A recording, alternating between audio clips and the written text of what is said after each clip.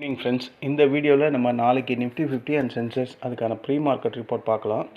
அதுக்கு முன்னாடி last Friday world மார்க்கெட்டில் எப்படி முடிஞ்சுது அப்படின்றத ஒரு கிளான்ஸ் செக் பண்ணலாம். டவ் 30 353 பாயிண்ட் ப்ளஸில் முடிஞ்சிருக்கு. S&P 37 point plus, Nasdaq composite 79 point plus, FTSE CSE DAX இதெல்லாம் நம்ம பார்த்துட்டோம். அதனால் இந்த இதில் டவ் நாஸ்டாக் கம்போசிட் பார்த்திங்கன்னா ரொம்ப கஷ்டப்பட்டு பாசிட்டிவில் முடிஞ்ச மாதிரி இருக்குது. ஏன்னா டவ் 30 கம்பேர் பண்ணும்போது இவன் வெறும் 79 பாயிண்ட்டு, அவன் 353 பாயிண்ட்டு. நம்ம அந்த US ஈரான் அந்த ஃபைனல் அக்ரிமெண்ட்டு கண்டிப்பாக கையெழுத்து ஆகியிருந்தால் பிரெண்ட் க்ரூட் ஆயில் வந்து $85.80 போயிருந்தது வெள்ளிக்கிழமை. அதனால தான் நம்ம மார்க்கெட் ரேலி ஆச்சு. $90 இருந்தது, 85 போகும்போது நம்ம நிஃப்டி 50 நல்ல ரேலி ஆச்சு. ரீசன் அதனால தான் நமக்கு நல்லா தெரிஞ்சுது. அப்போது அந்த வெள்ளிக்கிழமை எங்களுக்குள்ளே நிஜமாலுமே ஒரு ஃபைனல் அக்ரிமெண்ட்டு வந்திருந்தால் பிரெண்ட் க்ரூட் ஆயில் வந்து 80க்கு கீழே தான் போயிருக்கணும். ஆனால் அதே வெள்ளிக்கிழமை அது 89.90 வரையும் வந்திருக்கு. நான் இதை பார்த்தேன் அந்த வெள்ளிக்கிழமை நைட்டு ட்ரேட் ஆகும்போது. அதுக்கப்புறம் 87.33 க்ளோஸ் ஆகிருக்கு. ஃபைனலாகவே ஒரு அக்ரிமெண்ட் வந்திருந்தால் பிரெண்ட் க்ரூட் ஆயில் வந்து குறைஞ்சி தானே இருக்கணும். அப்போ ஏன் இது ஏறி இருக்குது? அப்போ இந்த ஒப்பந்தம் அப்படின்றது இன்னும் ஃபைனலைஸ் ஆகலை அப்படின்றது நமக்கு கிளியராக இங்கே புரியுது. அமெரிக்கா என்ன சொல்லுது? இந்த டொனால்ட் ட்ரம்ப்பு ஞாயிற்றுக்கிழமை, அதாவது இன்றைக்கி ஒப்பந்தம் கையெழுத்து ஆகும் அப்படின்ற மாதிரி சொல்லிகிட்டு இருக்காரு. கையெழுத்து ஆனவுடன் அந்த ஸ்ட்ரைட் ஆஃப் ஹார்மஸ் மீண்டும் முழுமையாக திறக்கப்படும் அப்படின்னு அவர் மட்டும்தான் சொல்லிக்கிட்டு இருக்காரு. ஓகேங்களா? அமெரிக்க அதிகாரிகளும் இந்த ஒப்பந்தம் ரொம்ப க்ளோஸாக இருக்குது, பக்கத்தில் வந்துச்சு, நடுவில் நிற்கிது, ஓரமாக இருக்குது அப்படின்றதான் சொல்லிக்கிட்டே இருக்கிறாங்க 2 வாரமாக. ஆனால் ஈரான் இன்னமும் என்ன சொல்லுது? ஈரான் தரப்பு ரொம்ப எச்சரிக்கையாக பேசுகிறாங்க. ஈரான் வெளியுறவுத்துறை அமைச்சர் அவர் பேர் வாயிலே வராது, இஸ்மாயில் பேகியா என்ன ஒரு பேருங்க. அந்த அமைச்சரை வந்து சொல்கிறார். என்ன சொல்கிறாரு? ஞாயிற்றுக்கிழமை கையெழுத்து நடக்கும் அப்படின்னு தான் சொல்கிறாரே கண்டி. ஆனால் அவர் அதை இன்னும் உறுதிப்படுத்தலை. அதாவது ஞாயிற்றுக்கிழமை நடக்கலாம், இல்லைன்னா அடுத்த சில நாட்களுக்கு அப்புறம் நடக்கலாம் அப்படின்ற மாதிரி தான் சொல்கிறாரே கண்டி. இன்னும் அது கன்ஃபர்மேஷன் ஆகலை. அப்படின்னா என்ன நடக்குது? இந்த அமெரிக்காவுக்கும் இந்த ஈரானுக்கும் சண்டேல ஃபைனல் அக்ரிமெண்ட் ஒன்று வரும் அப்படின்றது நிச்சயம் இல்லாத ஒன்று அப்படின்ற மாதிரி தான் நமக்கு இங்கே புரிய வருது. ஓகேங்களா? அதனால தான் மார்க்கெட்டில் பிரெண்ட் க்ரூட் ஆயில் அகைன் 90 வரையும் போயிட்டு இப்போ 87 ட்ரேட் ஆகுது. இப்போ இந்த பிரச்சனையால் நாளைக்கு மார்க்கெட் ஓப்பன் ஆகும்போது இந்திய மார்க்கெட்டுக்கு என்ன மாதிரியான சாதக பாதகங்கள் இருக்கும் அப்படின்ற மாதிரி பார்த்தா, அக்ரிமெண்ட்டு இன்றைக்கி சண்டே ட்ரம்ப் சொன்ன மாதிரி இன்றைக்குள்ளே ஃபைனல் அக்ரிமெண்ட் வந்துடுச்சுன்னா நமக்கு நாளைக்கு நிஃப்டி 50 ஒரு கேப் அப் ஓப்பனிங் கண்டிப்பாக கிடைக்கும். ஏன் கேப் அப் ஓப்பனிங் கிடைக்கும்? க்ரூட் ஆயில் ப்ரைஸு கண்டிப்பாக கீழே விழும். கீழே விழுந்தால் நம்ம நிஃப்டி 50க்கு ஒரு கேப் அப் வாய்ப்பு இருக்குது. இல்லை இந்த டாக்ஸ் வந்து டிலே ஆகுது அப்படின்ற மாதிரி இருந்தால் மார்க்கெட் ஃப்ளாட் வித் பாசிட்டிவ் அப்படின்ற மாதிரி தான் ஓப்பன் ஆகும். இல்லை இந்த டாக்ஸ் டோட்டலாக ஃபெயிலியரு அப்படின்னு வந்துருச்சுன்னா கண்டிப்பாக பிரெண்ட் க்ரூட் ஆயில் பெரிய லெவலில் இன்க்ரீஸ் ஆகி நம்ம மார்க்கெட் கேப் டவுனில் தான் ஓப்பன் ஆகும். இப்படின்ற மாதிரி தான் நான் திங்க் பண்ணுறேன். ஓகேங்களா? இந்த அக்ரிமெண்ட்டு நடந்துருச்சுன்னா மார்க்கெட்டுக்கு பாசிட்டிவ், பெரிய லெவல் பாசிட்டிவாக இருக்கும்.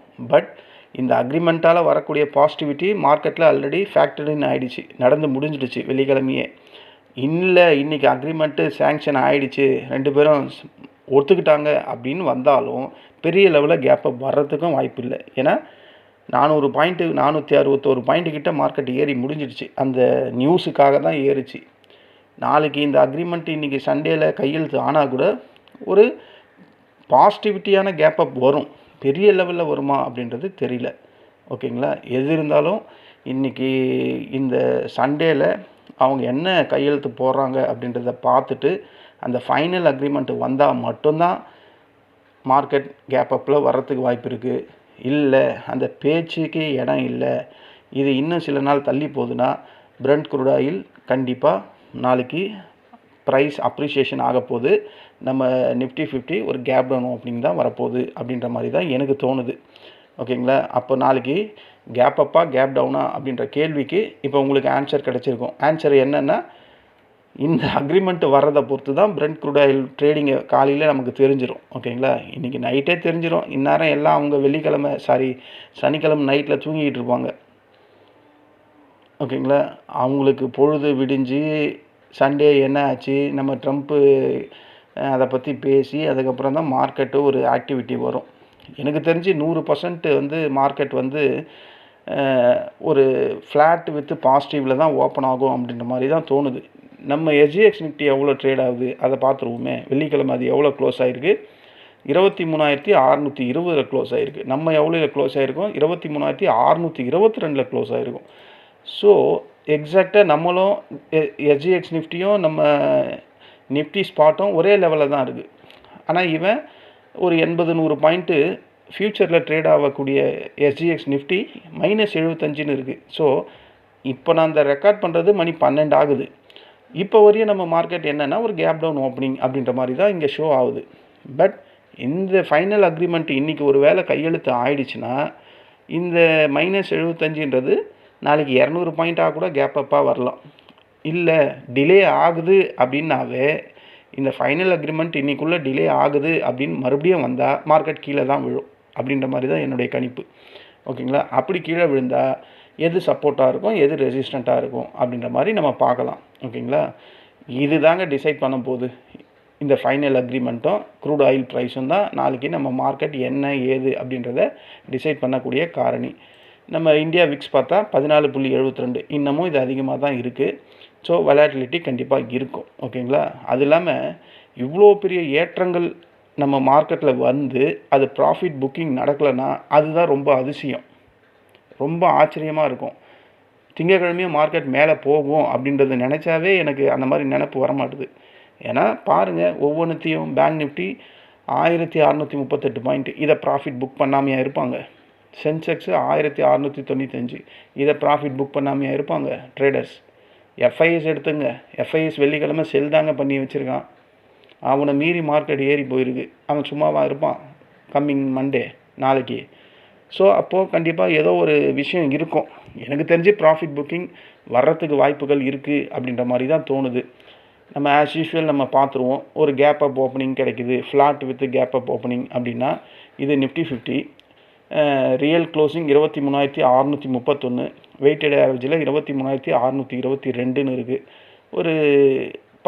ஒரு 9 பாயிண்ட் மைனஸில் இருக்குது. ஓகேங்களா, ஒரு கேப் அப் ஃப்ளாட் வித்து ஒரு 50 பாயிண்டில் கிடைக்குதுன்னா ஃபஸ்ட்டு ரெசிஸ்டண்ட்டு எங்கேவா இருக்குன்னா நிஃப்டி 50க்கு 23,694, இது ஃபஸ்ட்டு ரெசிஸ்டண்ட்டு. இதை ஸ்ட்ராங்காக உடைச்சா 23,750, அதான் 748 இருக்குது. அதை உடைச்சானா வெரி வெரி ஸ்ட்ராங் ரெசிஸ்டண்ட்டு 23,804, இதுதான் வெரி வெரி ஸ்ட்ராங் ரெசிஸ்டண்ட். இதை உடைக்குமா அப்படின்றது கேட்டால் இது டவுட்டாக தான் இருக்குது எனக்கு. ஓகேங்களா, அதை உடைச்சானா 23,862, ஆனால் 23,800 உடைக்குமா அப்படின்றது எனக்குள்ளே தோன்ற ஒரு டவுட்டு. உடைக்க முடியாது அப்படின்ற மாதிரி தான் எனக்கு தோணுது. ஆனால் நம்ம மார்க்கெட்டில் எதையுமே சொல்ல முடியாது. ஏன்னா லாஸ்ட்டு வெள்ளிக்கிழமை பார்த்தீங்களா, 23,316லேருந்து 23,616 தாண்டி போச்சு மார்க்கெட். அப்போ இது எல்லாம் ரெசிஸ்டண்ட்டாக தான் இருந்தது. எல்லாமே ஓய் வந்து ஸ்ட்ராங்காக ரெசிஸ்டண்ட்டில் பில்டப் ஆகிட்டு தான் இருந்தது. ஏன்னா மார்க்கெட்டில் சடனாக ஒரு நியூஸ் இந்த மாதிரிலாம் வந்தால் மார்க்கெட் வந்து டெக்னிக்கலெல்லாம் ஒர்க் அவுட் பண்ணாது. அந்த நியூஸுக்கு ஏற்ற மாதிரி தான் மார்க்கெட் ரேலி ஆகும். ஆனால் நாளைக்கே நியூஸ் இருக்குது. இந்த ஈரான் அமெரிக்கா ஃபைனல் அக்ரிமெண்ட், அதை பேஸ் பண்ணி அகைன் இந்த ரெசிஸ்டண்ட்லாம் உடைச்சி மார்க்கெட் 24,000 போகுமா, இல்லை நேற்று எங்கேருந்து ஸ்டார்ட் பண்ணானோ அந்த இடத்துக்கே 23,316 வருவானா அப்படின்றது நாளைக்கு நமக்கு தெரிஞ்சிடும். ஓகேங்களா, இந்த நேரத்துக்கு தெரிஞ்சிட்ருக்கோம் 12 மணிக்கெல்லாம். ஒரு கேப் அப் வந்தால் இதெல்லாம் ரெசிஸ்டண்ட்டாக இருக்கிறதுக்கு வாய்ப்பு இருக்குது நான் சொன்னது. இல்லை எந்த விதமான அக்ரிமெண்ட் ஃபைனல் அக்ரிமெண்ட்டும் வரல, அவங்களுக்குள்ள டிலே ஆகுது, போஸ்ட்பான் பண்ணுறாங்க, டேட்டு தள்ளி போகுதுன்னா மார்க்கெட் கண்டிப்பாக கீழே தான் விழும். அப்படி கீழே விழுந்தால் ஃபஸ்ட்டு சப்போர்ட்டு 23,568, இது ஃபஸ்ட்டு சப்போர்ட்டு. செகண்ட் சப்போர்ட்டு 23,507லேருந்து 500க்குள்ளே இருக்குது. தேர்டு வந்து 23,446, ஃபோர்த்து வந்து 23,387. ஓகேங்களா, இவ்வளோ தொலைவு மார்க்கெட் இறங்கிடுச்சுன்னா கண்டிப்பாக இந்த கேப்பை ஃபில் பண்ணும். இந்த கேப்பை கண்டிப்பாக ஃபில் பண்ணுங்க. நான் பல தடவை பல கேப்பை பார்த்துட்டேன். அதனால் மார்க்கெட் இந்த கேப்பை ஃபில் பண்ணாமலாம் ரேலி வரவே வராது. அதை வேணும்னா நான் ஸ்ட்ராங்காக சொல்லுவேன். ஆனால் நாளைக்கே வருமா அப்படின்னு கேட்டால் அது தெரியாது. கம்மிங் வீக்ஸில் கண்டிப்பாக இந்த கேப்பை ஃபில் பண்ணிட்டு தான் ஃபர்தராக மார்க்கெட் ஏறுமா இறங்குமா அப்படின்றத டிசைட் பண்ணும். அது வரையும் இந்த ஸ்டாக் வந்து டிலே ஆகும் அப்படின்ற மாதிரி தான் எனக்கும் தோணுது. ஏன்னா அமெரிக்கா வந்து ஏதோ ஒரு காரணத்துக்காக டிலே அர்ஜென்ட் பண்ணிக்கிட்டே இருக்கான். ஆனால் ஈரான் வந்து நிதானமாக காயை மூவ் பண்ணிகிட்டு இருக்க மாதிரி தான் எனக்கு தோணுது. இதுதான் நாளைக்கு ப்ரீ மார்க்கெட் ரிப்போர்ட்டு நிஃப்டி 50 பொறுத்த வரையும். சென்செக்ஸ் வருவோம். சென்செக்ஸ் வந்தால் ரியல் க்ளோசிங் 75,532 முடிஞ்சிருக்கு. வெயிட்டட் ஆவரேஜில் 75,527 முடிஞ்சிருக்கு. ஒரு 5 பாயிண்ட் வித்தியாசம் இருக்குது மைனஸ். ஓகேங்களா, ஒரு கேப் அப் கிடைக்குது. நெகட்டிவ் அதாவது ஃப்ளாட்டாக வித்து பாசிட்டிவாக கிடைக்குதுன்னா ஃபஸ்ட்டு ரெசிஸ்டண்ட்டு 75,815. அதை ஸ்ட்ராங்காக உடைச்சா 76,196. அந்த 76,000 அங்கே ரெசிஸ்டண்ட்டு தான், பட் அதெல்லாம் உடைச்சிரும் மார்க்கெட். ஓகேங்களா, அதுக்கப்புறம் இருக்க ரெசிஸ்டண்ட்டு 76,500. இங்கே தப்பாக இருக்குது, 76,500. இந்த 3 ரெசிஸ்டன்ட் போதும். 4வது ரெசிஸ்டன்ட் வேணும்னா இதை நம்ம இங்கே ஃபிக்ஸ் பண்ணிடலாம். இந்த 4 ரெசிஸ்டன்ட் வந்து சென்செக்ஸுக்கு நாளைக்கு இன்ட்ராடே லெவல்ஸை ஆக்ட் ஆகிறதுக்கான வாய்ப்புகள் இருக்குது. ஓகேங்களா, இல்லை ஒரு கேப் டவுன் ஓப்பனிங் கிடைக்குது அப்படின்னா சென்செக்ஸுக்கு ஃபஸ்ட்டு சப்போர்ட்டு 75,168. அதை ஸ்ட்ராங்காக உடைச்சா 74,853. அதையும் உடைச்சா லாஸ்ட்டு ஃப்ரைடேவோட லோ எங்கேருந்து ஒரு ஷார்ட் கவரிங் ரேலி வந்ததோ 74,532 மார்க்கெட் அகைன் வந்து கீழே விழுறதுக்கு வாய்ப்பு இருக்குது. இந்த அக்ரிமெண்ட் எதுவும் நடக்கலை, டிலே ஆனாவே கீழே தான் வரும் அப்படின்ற மாதிரி எனக்கு தோணுது.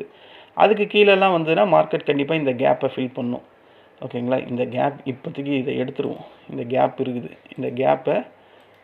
இந்த கேப்பை ஃபில் பண்ணுறதுக்கு மார்க்கெட் வரும். ஓகேங்களா, இது வந்து சப்போர்ட்டு சென்செக்ஸில். ரெசிஸ்டன்ட் நம்ம ஆல்ரெடி சொல்லிட்டோம். ஓகேங்களா, இந்த ப்ரீ மார்க்கெட் ரிப்போர்ட்டு டோட்டலாக எதை பேஸ் பண்ணி இருக்குன்னா ஈரான் அமெரிக்கா அந்த ஃபைனல் அக்ரிமெண்ட்டை பேஸ் பண்ணி தான் இருக்குது. அந்த ஃபைனல் அக்ரிமெண்ட் 2 பேருக்குள்ளே கையெழுத்து ஆயிடுச்சுன்னா பிரெண்ட் க்ரூட் ஆயில் கண்டிப்பாக $75 வந்துடும். $75 மார்க்கெட் பிரெண்ட் க்ரூட் ஆயில் வந்தால் நிஃப்டி 50 கண்டிப்பாக ஒரு 1,500லேருந்து 2,000 பாயிண்ட் மேலே ஏறுறதுக்கு வாய்ப்பு இருக்குது. கையெழுத்து வரலை, டிலே ஆகுதுன்னா மார்க்கெட் கீழே தான் வரும். இந்த கேப்பை ஃபில் பண்ணுறதுக்கு வாய்ப்புகள் அதிகமாக இருக்குது. இப்படி தான் நான் இந்த வீக்குக்கான ப்ரீ மார்க்கெட்டை நான் கன்சிடர் பண்ணுறேன். ஓகேங்களா, எனக்கு தெரிஞ்சு இன்றைக்கி இந்த ஃபைனல் அக்ரிமெண்ட்டு வரும் அப்படின்ற மாதிரிலாம் எனக்கு தோணலை, நிஜமாலுமே தோணலை.